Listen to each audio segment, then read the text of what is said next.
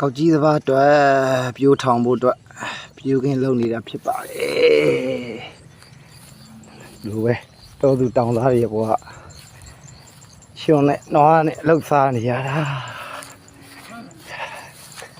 နန်းလေးလည်းရှိဖို့ရှိနေတယ်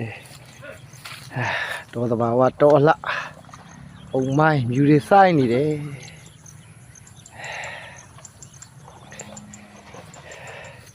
ထိုးပေးနေရတော့ကျွန်တော်ရဲ့ယောက်ျားကြီးဒယ်ဒီဖာသားကြီးဖြစ်ပါတယ်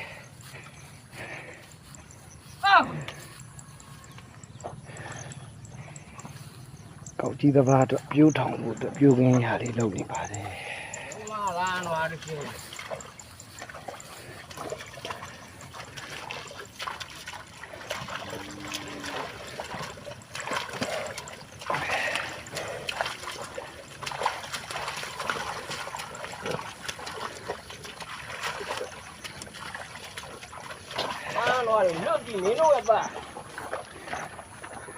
ဆန်ဆိုတာသဘာဝဖြစ်တဲ့သဘာ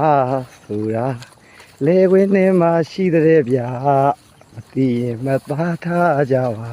သဘာကဟောလို့လေခွင်းထဲမှာရှိပါတယ်လို့နော်မျိုးသူမျိုးသားများမသိတဲ့လူများကိုပြောပြပေးခြင်းဖြစ်ပါတယ်အားလုံးကျေးဇူးတင်ပါတယ်